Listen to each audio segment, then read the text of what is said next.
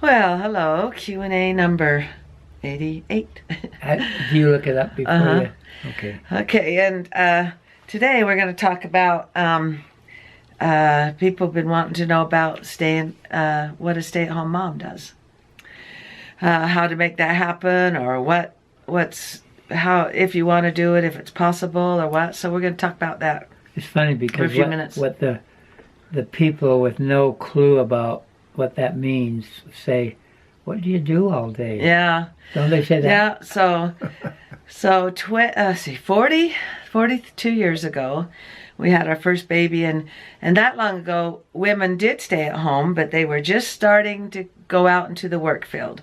And so, I mean, it was common for my mom to stay home, and Joe's mom stayed home. They just stayed home. And then this big revolution came where the women wanted to go out into the work field. And so they just started leaving the home by droves.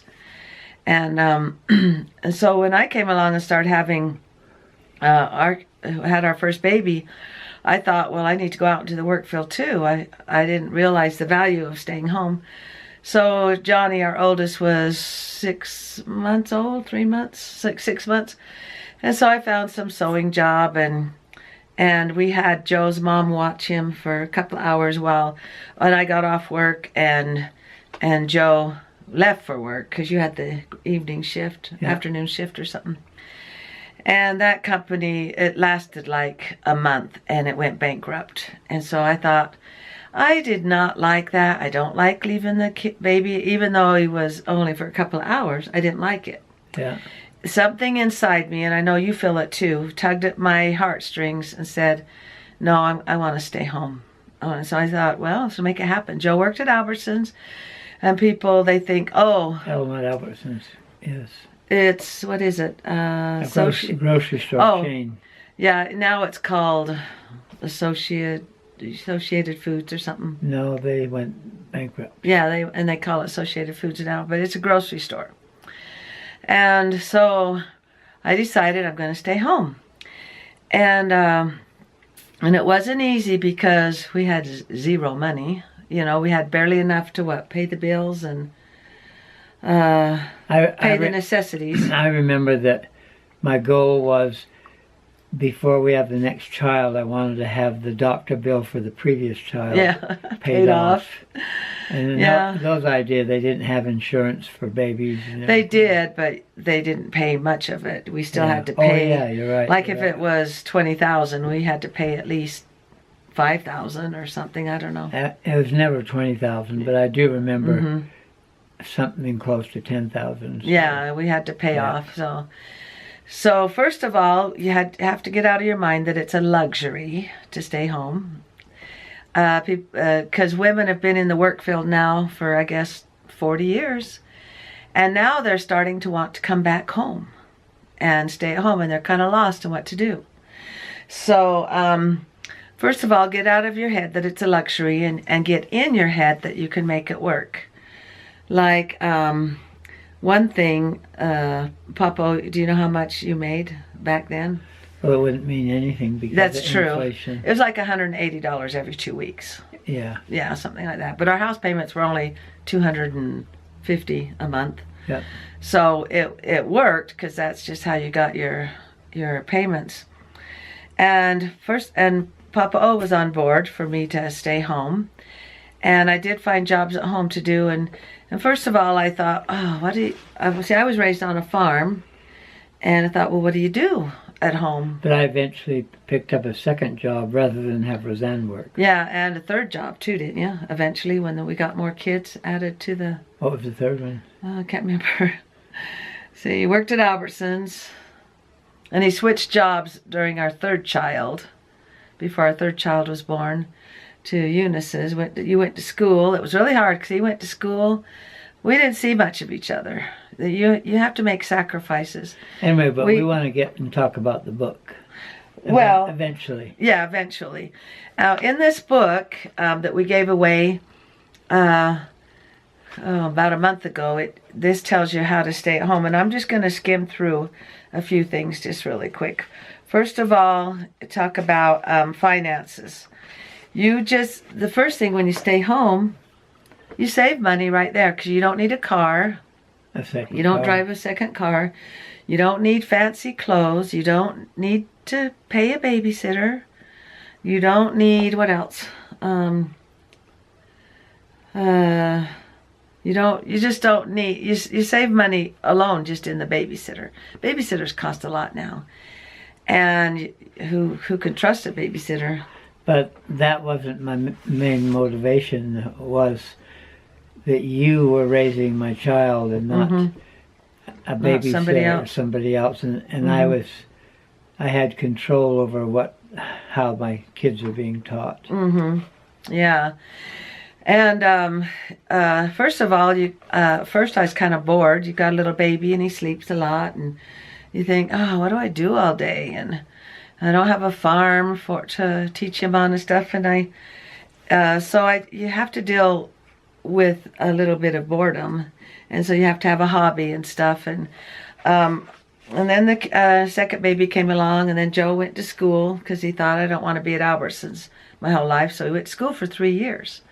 And he worked the graveyard shift, slept, and went to school. So I didn't see him much. But it's a sacrifice that I was willing to take because I wanted to stay home with my kids. I wanted to be the one to raise them. Yeah. I wanted to be the one that has to say, because you love them, and a babysitter, they care a lot about them, but they don't love them like you do. So it's better that you stay home. And you dozing? No. He's been up since 4. And as the kids started coming along, I asked other women what to do and just some kind of schedule of what to do. And so in my book, I talk about what to do during the day. And before 12 o'clock, everybody's to be up and dressed. You have chores for the kids to do. There was one part where I heard about another lady where you take an hour a day where you get to spend time with kids. Sometimes stay-at-home moms get so busy they forget to take care of the kids. I mean, spend time with the kids. I mean, you're taking care of them, but you forget about spending time with them. So we had on Mondays it would be family day. On Tuesday it was, I can't remember exactly what we had, but it was water day. Do something with water. And Wednesday was wheel day. Something with water. Do something with water, like water balloon fights, go swimming, run through the sprinklers. Yes, this is to spend with the kids. So anyway, I stayed home with my kids, and so I was a stay-at-home mom, and now I'm a stay-at-home grandma. I could go to work, but I want to be there for my grandkids now. And so when the kids all started leaving home, you're kind of left with your spouse of how to.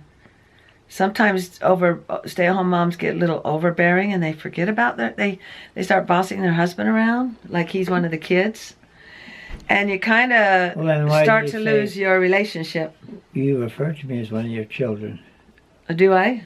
Like people say, how many kids do you have? And I say, well, if you count my husband, 7 or 8. And so then you need to work on your relationship with your husband, because that's hard. And even if you were a mom that went to work, you'd still have to work on your relationship. And so that's, I also talk about that in the book. And then the stay-at-home grandma, maybe I should write a book about stay-at-home grandmas. Table of contents. Yeah, so the table of contents is your priorities. Your children come first, your family, finances, how to work that out. And you just do it yourselfers. Mom's sanity, how you got to stay sane because you're at home with the kids all day. You need a date night with hubby. You need social time with other adults. That's when you find mommy dates with other mommies and go on mommy dates. And then you got food and cheap recipes. I've got cheap recipes in the book. Disciplining, how you guys have both got to be on board about how to discipline your kids. You can't be separate on that. Touch, how important touch is for your children. And then I do a little chapter on the dads, because the dads kind of feel left out. They feel like they're not important, but they are. They're the breadwinner. and how to include Dad in your lives. Talk about TV, tapes, music, reading. We don't do tapes anymore.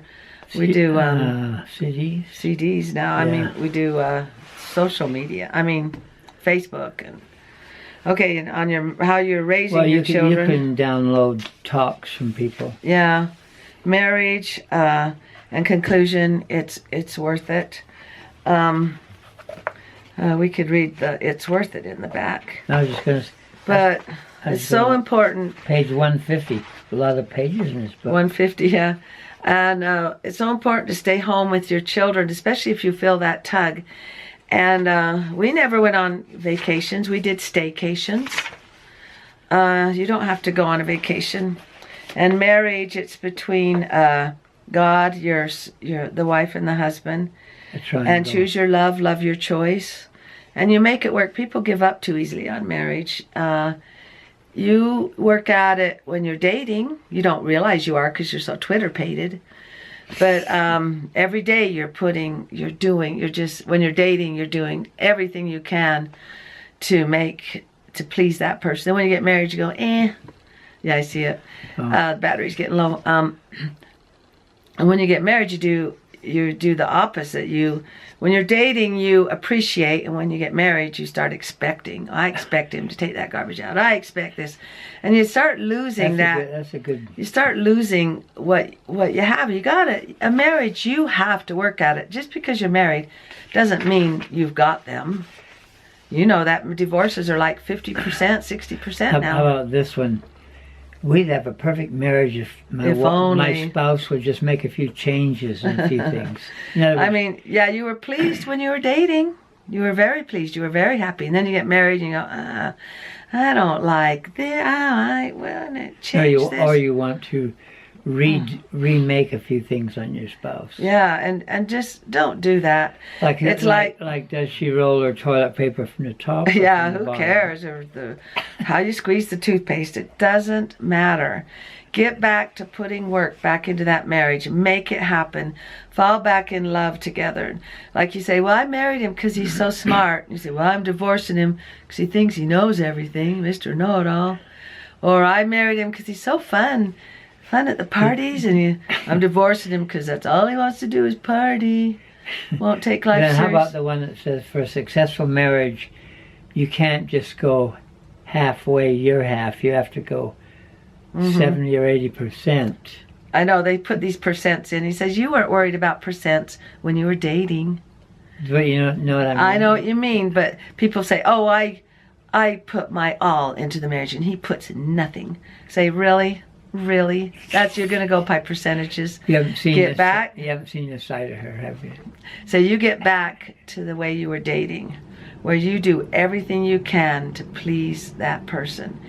And you say, well, I'll lose myself. Say, lose yourself. And then you'll find a happy marriage. So don't be thinking that marriage is just going to happen all by itself. Dating didn't. You worked so hard at that, and you just combed your hair, you put your makeup on, you dressed cute. Put my makeup on? The guys cleaned his, you'd wash your car. You're talking about women. You'd get the car all cleaned up and vacuumed, and you'd brush your teeth and check your breath to make sure it was... And now we wait for it to rain to wash the car. Now you wait, the rain will clean it. But that's what I talk about all these things in this book, and we're gonna read the poem, It's Worth It. Okay, we just switched out the battery. Okay. Is this gonna make me cry if I read I don't think so. I don't think it'll make... Last time it made him cry. Well, it starts out. At the end of the book, I have, because I was there, and you don't regret any of it. I mean, sure you're gonna mess up. Of course you will. I mean, we're all human. But you just get better and better at it the more kids you have. God sends that first guinea pig to you. Did you make up this? I made this up. I wrote this. Oh, because I was there, you wrote it? And well, you better read it. No, I can't. I can't read cry. It. I'll probably cry. So we'll have Joe read because I was there. There'll be no regrets. Okay. Don't start. This one's shorter than the poem. I know, but just knowing it's from you. I cried tears of joy when they handed me my new little baby girl. I smiled when you looked at me. You became my whole world. I took you home, cared for you. I loved you at first sight. I laughed and cried and worried over you. I wanted to do things right. I watched you take your first step. I pushed you in the swing. I picked you up and kissed your cheek. I didn't want to miss a thing. I saw you hit your first home run and then strike out 3 times. Is that Johnny? Did he strike out 3 times? Okay. I watched you ride a bike alone. I remember that. I remember him turning the corner and I thought, well, he's grown up. I watched you ride a bike alone, helped you up when you fell and cried. I showed you how to mow the lawn and sew and cook and clean. I stood my ground, held back my tears. You said, Mom, you're so mean. I almost couldn't bear to see you go through all your trials. I quietly stood back and watched. I knew you must walk those miles. Took a deep breath. You came in the door, introduced me to your beau.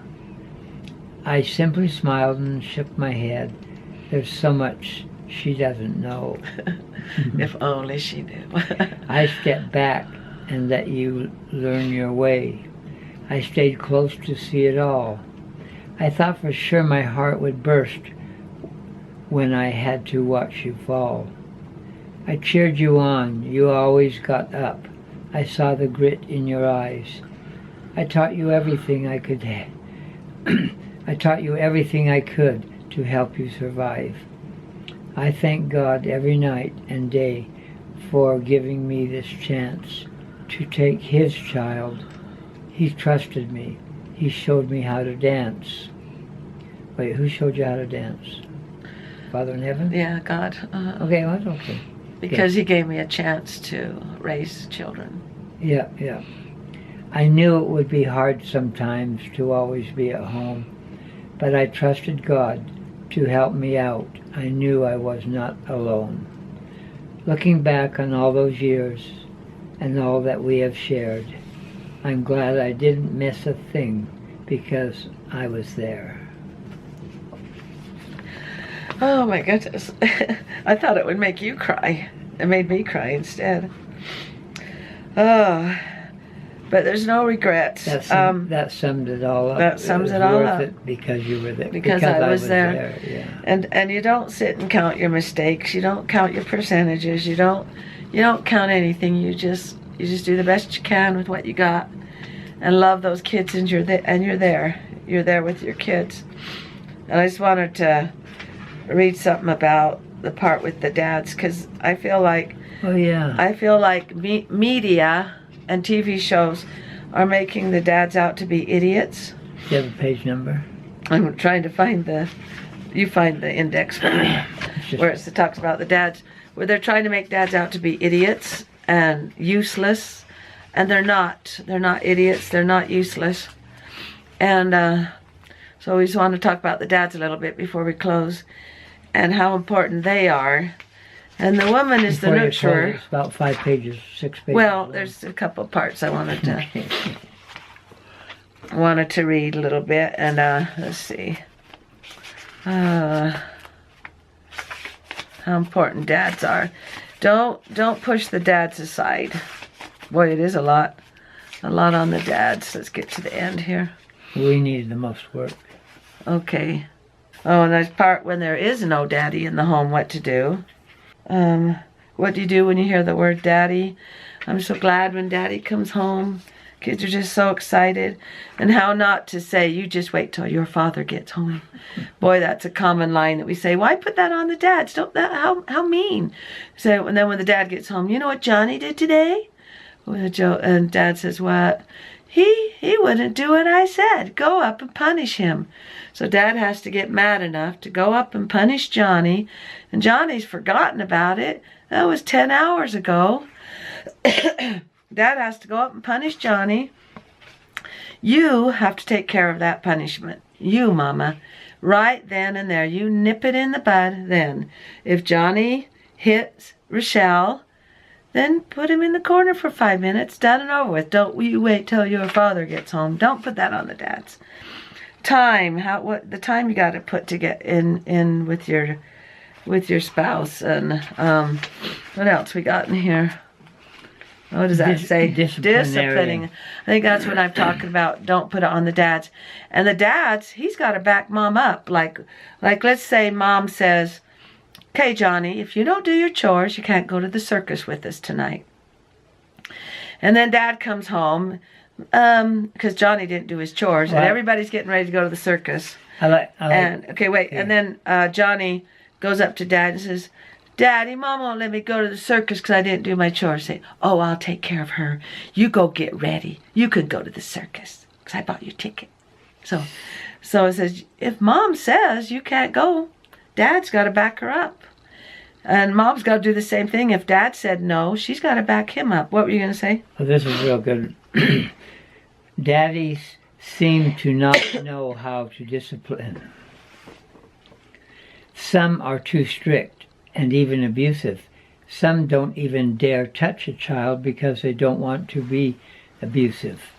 Some spoil their children, fearing they won't be loved by them. They're not quite sure what to do. They don't know how to discipline. Should they hit, spank, ground them, or ignore? They don't know any effective alternatives. There is a happy medium between abusive and passive. Fathers need to love and be gentle with their children, but they also need to discipline them when the time comes. Mm-hmm. He that spareth his rod hateth his son. Wait a minute. He who hits him with a stick, the son will hate the father. And then what? Finish that. But he that loveth him chasteth him betimes. That means sometimes. Yeah. So you got to chasten them. And there's one thing that Joe did really well when he disciplined the kids. He made sure he loved them after. Says so what's that one scripture? It says, I'm sure I put it in there, that you go ahead and chasten them. You do get after them and let them know that what they did was wrong, but then you show an increase of love after, lest they become your enemy. If you don't, dads, if you do not show an increase of love after, they will be your enemy. And so Joe was really good at showing love after. I kind of had a harder time with that. I once I'm mad, women kind of have that. Once they're mad, you're kind of mad at them. But Joe would show an increase of love after. But then this whole chapter about the father is good. Fighting and contention is to be nipped in the bud as quickly as it starts. You and your wife must be a team to decide how to do this. Don't argue or cause contention over how to stop the contention. Yeah, that's right. Don't argue, don't fight over how to stop a fight. Don't make outings so expensive that you are stressing out and telling all the kids, yelling at the kids because you didn't want to go in the first place. And you didn't. Is this the dads? Yeah, and you don't want to spend all that money. Keep outings simple, fun, cheap, most of all, often. Because the dad worries about money. You know, he's the breadwinner. He's there helping you be a stay-at-home mom. Help him. Don't make things expensive. Keep them cheap. A soft answer turneth away wrath, but grievous words stir up anger.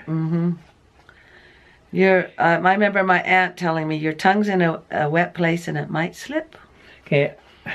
Look, whatever outing you decide to go on, this could be with two spouses or with children, with the children. Whatever outing you decide to go on, do it and don't yell. Have fun. Don't say, come on, kids, get up here, quit. Get over here. To keep it positive and That's happy. That's no fun for anyone. So yeah. Set up rules before you go and what the consequences will be if the rule is broken. Keep the rules. Don't say you want to do, don't say if you hit your brother, we're all going home. I'm going to hit you. No. No, you're hitting them while he's hitting your brother. And hitting, it's a hard one because kids just hit each other. And some spouses hit each other. But, so there's just a lot of really good stuff in here. So I think the really good part of the book is where you talk about the husband and wife relationship. Yeah, husband and wife relationship. Get to that chapter. That's what we've been talking about. Well, that was the dad, wasn't that? Okay. Yeah, and then just how you and the husband, you and your spouse need to agree on what the rules are and what the punishments are. You just can't flippantly say, you're grounded for life. I mean, really? And then so of course the kid's going to cause trouble and you say, okay, get out of here. It's only been 1 hour. Well, you just made yourself a liar. You just took power away from yourself. Every time you flippantly say, oh, I'm going to kill you, you're not going to kill your, well, you know, you're not, the time you get so mad, you yell that out, you're not going to kill him. You just made yourself a liar. You just gave yourself less power. And then with the relationship between the mom and the dad, the kids don't mean to get between you, but they do. Because they want what they want. They want to go out. They want to go have fun. They want to go do what they want to do. And you're the smart ones. You're the parents, right? Don't let that wedge come between you. Say, oh, well, let me go talk to dad about that. Oh, let me go talk to mom about that. Oh, I need more information before I make my decision. You don't say, oh, mom was crazy when she said that, or dad doesn't know what he's talking about. You don't say that. You say, let's go talk about it. And you have your rules, you have your punishments, and then you stick to them. You can't just flippantly change the rules.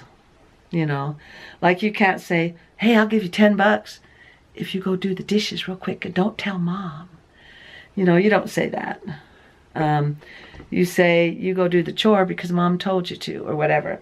All right, so we'll go ahead and close with that. And this comes in ebook. How much are they? Like $1.50, 99 cents. And you can get it on your tablet. The book itself is $10 if you want one that you actually have in your hands. But it's a good book if you want to be a stay-at-home mom, a stay-at-home grandma, what to do if you're a single mom, what to do if you're abusive, if your spouse is abusive, if you have an out-of-control child, you don't know what to do with them. You start the training of your children not when they're 16. You start it when they're 1 and 2, right? Yep. Like, if you ever wondered why a full-grown, strong elephant allows a little chain around its foot to hold it. And it could easily pull that chain up. You've seen those in the circus. And what happens is the owner takes that chain and puts it around the elephant's foot when it's a baby, and it can't pull it. And then the elephant grows up thinking it can't pull that chain out. And that's what you do with kids. You take those rules and you wrap them around their foot, and they go to sleep, and they will obey the rules. You don't take that wild 16-year-old child and try and tame it. You start it early, and I talk about that in the book. You train them early, you train them young, and I'll post my video where I draw raising my children. But we'll go ahead and close with a couple of quotes. Because Papa O's fading here. Poor thing, he's sleep deprived. Okay. We're just out here every day trying to do the best we can. I like that. Just do the best you can. Like women that go to work, they say, my babysitter can do it better. My mom can do it better. My mom-in-law can teach them better. They can raise them better. I'm just new at this. I don't know what I'm doing. I'm just going to go to work. And you say, nope, Mama, you stay home. I am such a strong advocate for stay-at-home moms. We even had our prophet of the Church of Jesus Christ of Latter-day Saints tell the Mormon women, you got to stay home. He even told them, because they were all going out and leaving their kids. There are times when you do need to go to work. That's between you and God and your spouse, you know, and if you're single, you do need to go to work. But we'll close on that. Put some comments below. Let us know what what your thoughts That are. rhymes. Let us know. Comments below. But I just felt strong we need to answer your questions on the stay-at-home thing, because women are starting to want to stay home now, where back in my day they were heading out to work. They didn't know how to keep their sanity. They didn't want to be barefoot and pregnant, staying home, and curlers, you know. I tell you, put your makeup on every day. Just because you're at home don't mean you can't get dressed up. All right, we'll go ahead and close. Thank you for liking, commenting, and subscribing, and good night, everybody. Good night. It's been so long since we've done the waltz. Could you swing and twirl me once more? Let's go left, right as the music plays on. Swear